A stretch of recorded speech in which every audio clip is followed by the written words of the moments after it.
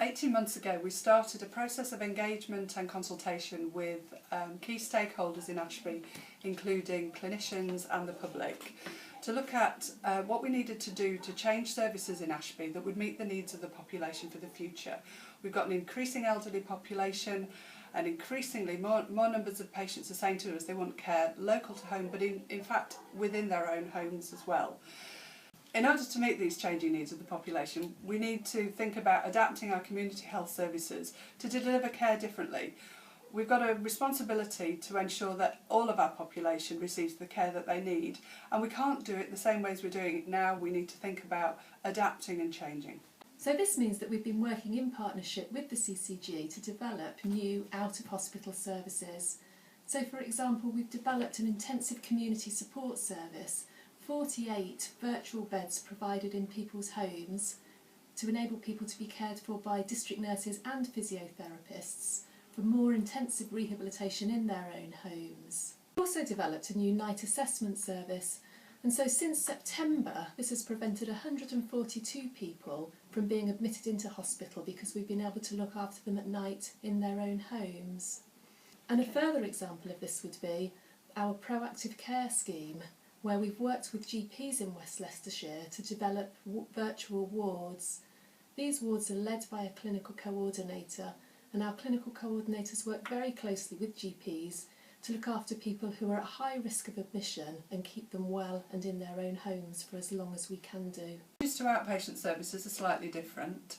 What people told us through the engagement and consultation process is that they wanted services to be a one-stop shop, so they could go and see their consultants but also have their diagnostics at the same time, so things like x-ray.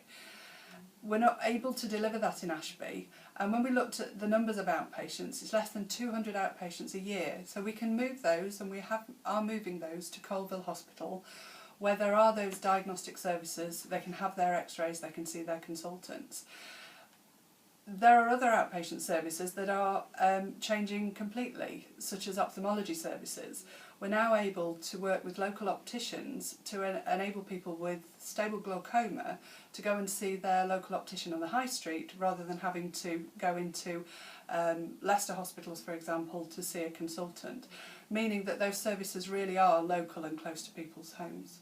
We also provide district nurse and therapy clinics and are really pleased to be working in partnership with North West Leicestershire District Council to develop a health and wellbeing centre at Hood Park Leisure Centre. This means that people who attend a clinic for physiotherapy, for example with a knee injury, can attend physiotherapy services and have access to local gym facilities. We believe this enables the development of a pathway from rehabilitation into ongoing physical activity in one place. District nursing clinics will also be held at this location, which has ample parking. In order to deliver the models of care that best meets the needs of the population, we need to consider how we best spend the public money. We want to invest in frontline staff who deliver care to individuals, and this means we have to make some difficult decisions.